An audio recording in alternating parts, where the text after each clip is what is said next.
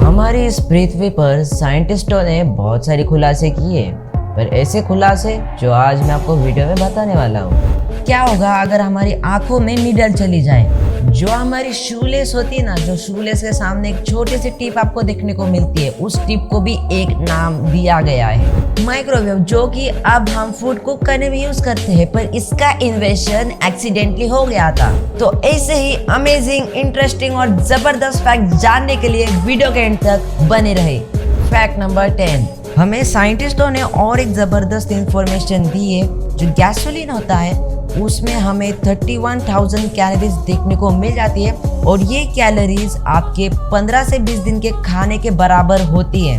तो इसका मतलब ये नहीं कि आप गैसोलीन को पी लो और अपनी कैलोरीज बढ़ाओ। फैक्ट नंबर 9, तो दोस्तों जब भी हम रात में चांद को देखते हैं तो हमें लगता है कि चांद बहुत ही छोटा है, पर आज के इस वीडियो में मैं आपको ऐसे फैक्ट बताने वाला हूँ जिस फैक्ट को सुन के आप भी बोलोगे कि चांद हमारा छोटा नहीं है। तो गाइस बात कुछ ऐसी है ना, हमें एक एक्सपेरिमेंट के द्वारा ये पता चला है कि अगर हम एक पूरे चांद का चक्कर लगाएंगे चलते हुए, तो पूरे चांद का एक चक्कर लगाने में चलते हुए हमें 9 इयर्स लग जाएंगे। तो इसका मतलब समझ लो कि हमारा चांद बिल्कुल भी छोटा नहीं है। और जो हमारा मून है, अर्थ का जो मून है, वो पूरे सोलर सिस्टम में टॉप 5th नंबर पर आता है द बिगेस्ट मून्स के लिस्ट में। फैक्ट नंबर 8, जो आप कीबोर्ड यूज कर रहे हो ना कंप्यूटर में, इसका जो लेआउट है उसका नाम है क्वेर्टी। हाँ, ये अब बहुत सिमिलर हो चुका है पब्लिकली इसे यूज करने में। क्वेर्टी कीबोर्ड आप सब यूज करते हैं, पर आपको पता है कि इसकी जो असलियत थी क्वेर्टी कीबोर्ड की, इसका जो मेन एम था वो था कि जो टाइपर है उसकी स्पीड को स्लो करना। क्यों? इसका एक बहुत ही बेसिक सा रीजन था। इनिशियल वर्जन जो थे ना टाइपराइटर से, जो कि 1870s में बनाए गए थे, और उसमें कुछ हमें टेक्निकल इश्यूज देखने को मिलते थे। जैसे ही आप फास्ट टाइपिंग करोगे ना टाइपराइटर के ऊपर, तो उसके जो कीज थे वो क्लैश हो जाते थे, जब जैम हो जाते थे तो चलते नहीं थे। तो इसको प्रिवेंट करने के लिए क्वेर्टी कीबोर्ड का जो लेआउट था ना, ये डिजाइन किया गया था ई रेमिंगटन एंड सन्स। इन्होंने इस क्वेर्टी कीबोर्ड को डिजाइन किया जो टाइपर है उसकी स्पीड स्लो करने के लिए। गाइस अगर आपको फैक्ट अच्छे लग रहे ना यार, प्लीज वीडियो को लाइक कर दो, उससे ही हमें मोटिवेशन मिलती रहती है। फैक्ट नंबर 7, गाइस ये बहुत ही इंटरेस्टिंग फैक्ट है।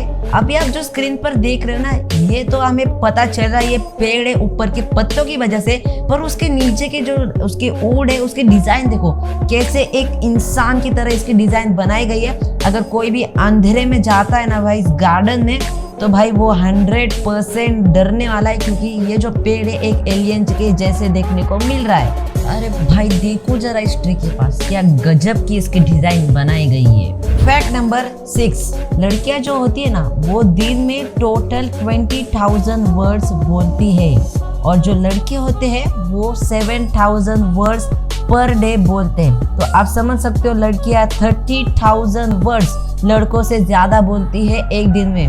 फैक्ट नंबर 5, अगर आपने कंप्यूटर देखा होगा, नहीं तो कंप्यूटर में अगर आपने माउस देखा होगा, अगर नहीं देखा तो आपको स्क्रीन पर दिख रहा है। और ये जो माउस है इसे हम माइस भी कहते हैं, हिंदी में इसे हम चूहा भी कहते हैं। पर आपको पता है कि हम अर्ली मैन्युफैक्चर जो थे वो इसे टर्टल कहते थे।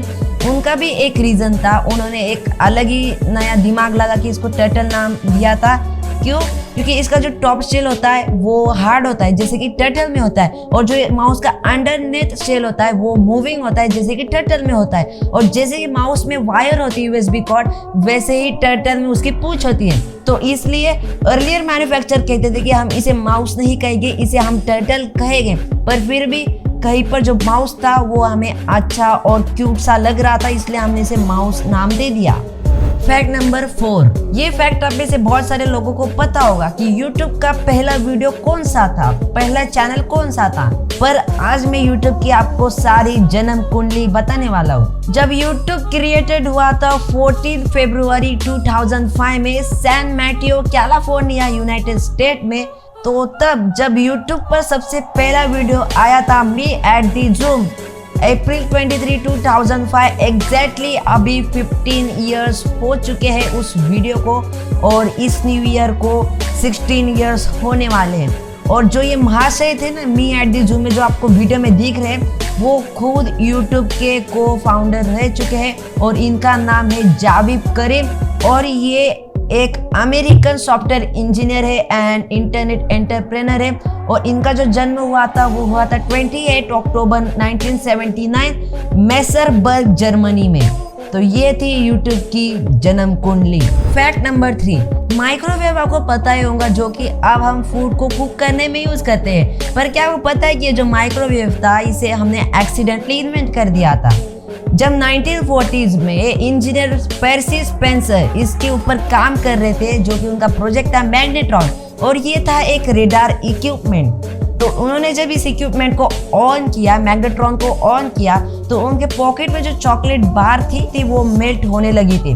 तो उन्होंने नोटिस किया कि उनकी चॉकलेट मेल्ट हो रही है, तो ऐसा क्यों हो रहा था। तो उन्होंने दूसरा एक्सपेरिमेंट ट्राई किया, उन्होंने पॉपकॉर्न लिए, पॉपकॉर्न को उन्होंने मैग्नेट्रॉन के पास रखा, तो जो पॉपकॉर्न थे वो भी पॉप हो चुके थे। तो उन्होंने तीसरा एक्सपेरिमेंट ट्राई किया, उन्होंने क्या किया कि एग लिया, एग को उन्होंने माइक्रोवेव में रखा और जो एग था वो ब्लास्ट हो चुका था।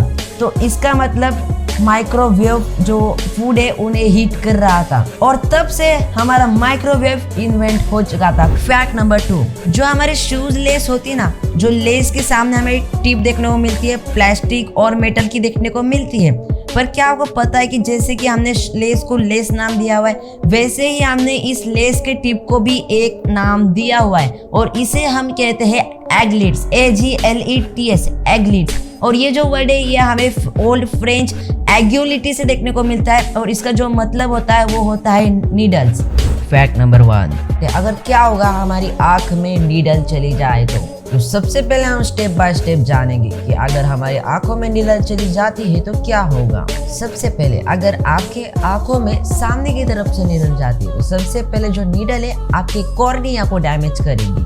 जैसे ही आपका कॉर्निया डैमेज होगा, आपके आंखों में ऑक्सीजन की मात्रा कम होने लगेगी और ऑक्सीजन की मात्रा कम होने की वजह से आपका जो आँख है, जो आपकी आई है, उसमें से पानी आने लगेगा और जो आपकी आँख है वो पूरी की पूरी लाल हो जाएगी। जैसे ही कॉर्निया डैमेज हो जाएगा तो जो हमारा नीडल है वो अंदर जाने के बाद एक्वियस को डैमेज करेगी, जो कि आपके यहाँ पर बहुत इंपॉर्टेंट पार्ट प्ले करता है आपके आइज को प्रोटेक्ट करने के लिए।